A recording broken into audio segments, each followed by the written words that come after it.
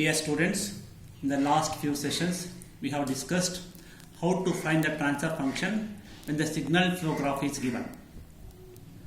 Suppose instead of signal flow graph, if the block diagram is given to find the transfer function using Mason's gain formula, then you have to convert the given block diagram into signal flow graph, because Mason's gain formula is applicable only to the signal flow graph.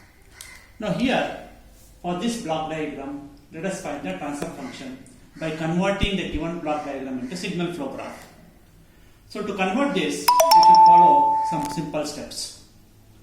So first, you have to mark the nodes at every summing point. At every summing point, mark the nodes. At every takeoff point means it's a tapping point where the signal is tapped. Then you have to mark the nodes between the blocks when the blocks are connected in cascade. So between the blocks, you need to mark the nodes. And extra nodes at the input and also at the output. So let us check. At every summing point, this is one summing point, mark the node, here mark the node, here mark the node. Then takeoff point, this is the takeoff point, this is the takeoff point, mark the node. Then between the blocks, if they are in cascade, nothing but they are in series. Then extra nodes at the input and at the output. Okay. Actually, these two can be taken as single node, but you just follow this steps as it is. So even though both are same, you follow this. So since this is the takeoff point, I have taken the node here, and output also I have taken extra node. Now let us write the signal flow graph for this.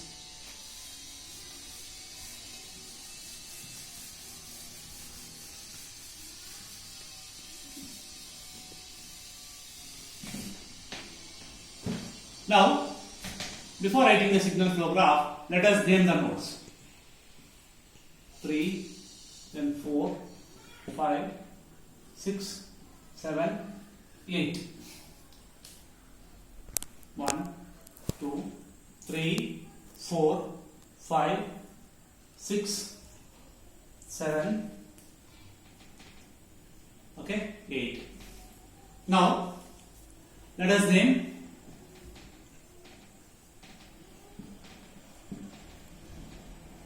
eight. Let us make the connection to the nodes by looking to this block diagram.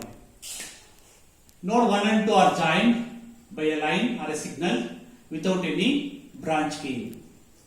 Connect 1 and 2, branch gain is not given, hence gain on a line is 1, right here 1. 2 and 3 is also connected and branch gain has to be taken as 1. 3 and 4 are joined by a branch gain of G1. 4 and 5 by a branch gain of G2. 5 and 6 branch gain is G3. Then 6 and 7, node 6 and 7 are joined. So here branch gain is 1.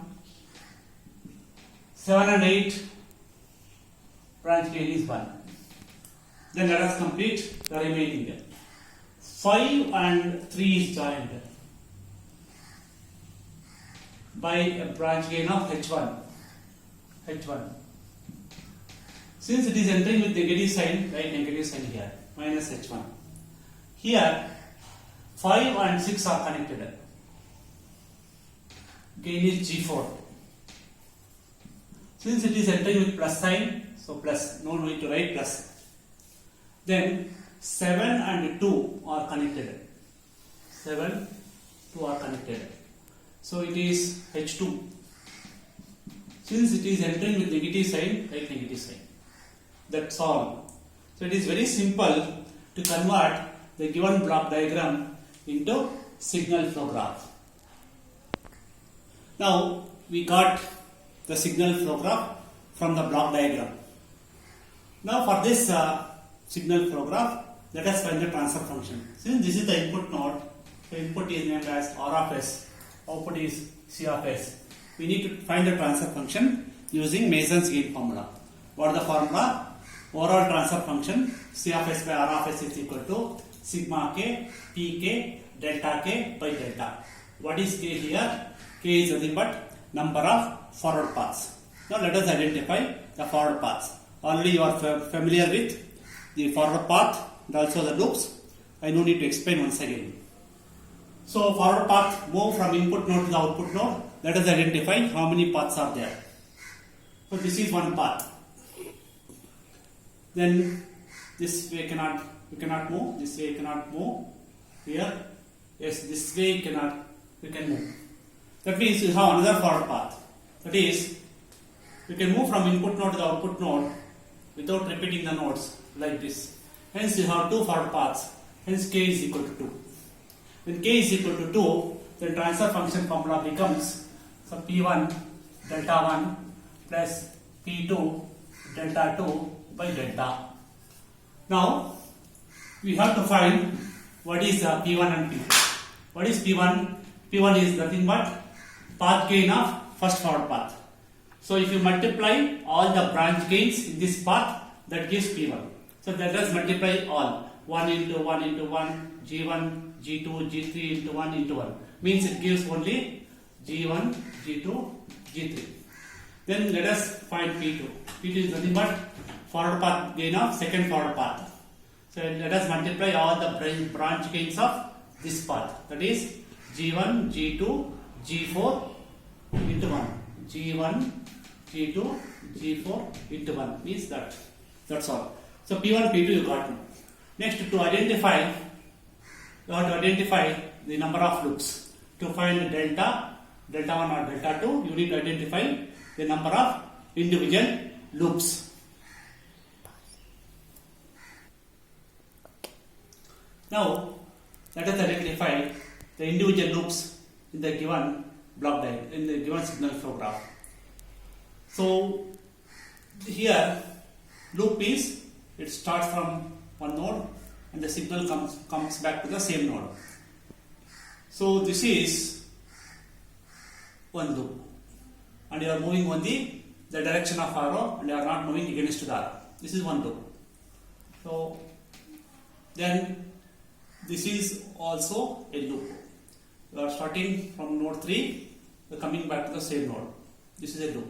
So you have another loop L2. And let us check any nodes, any loops are there. So this is not a loop because opposite arrow. Yes, you have one more loop. Let us check now.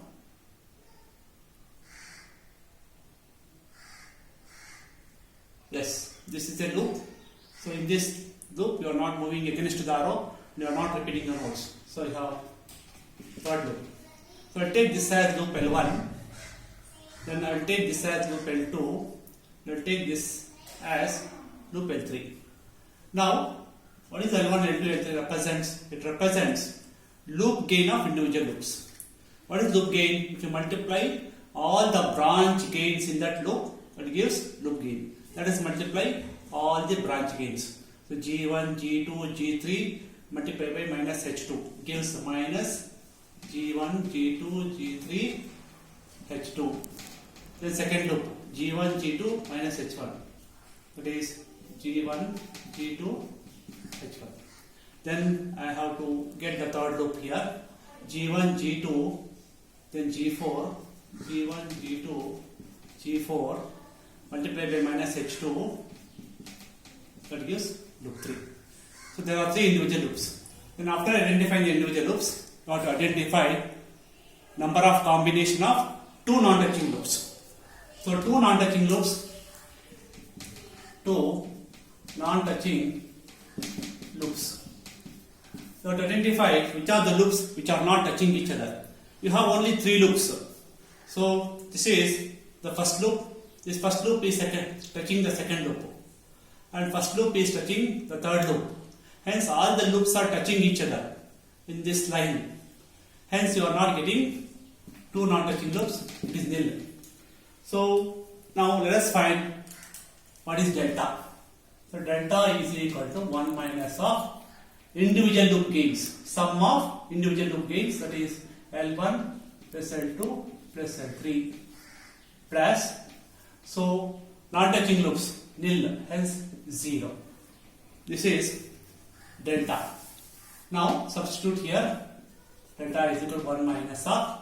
So since all these are negative, if you multiply by negative it becomes positive, hence 1 plus. So G1, G2, G3, H2 plus G1, G2, H1 plus G1, G2, G4, H2. This is delta. So you got T1, you got T2, you got delta. Remaining is delta 1 and delta 2. Let us find delta 1 and delta 2. Delta 1 means you have to identify which are the loops which are not touching first forward path. To find delta 1, you have to find which are the loops which are not touching first forward path. So I have taken this as first forward path. For this path, all the loops are touching. So this loop is touching, this is touching, and also this loop is touching. Hence you are not getting any loops which are not touching first forward path. Hence it is given by 1 minus of 0 equal to 1. So if you get loops, then you have to substitute here. Which are the loops which are not touching this first forward path? Since you are not getting, put 0. Then delta 2.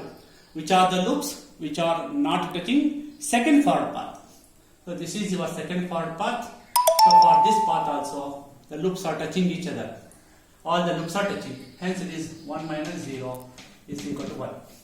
Now delta 1, delta 2 is 1. Hence if you substitute all these values in this transfer function, in this formula, you will get the transfer function for this problem.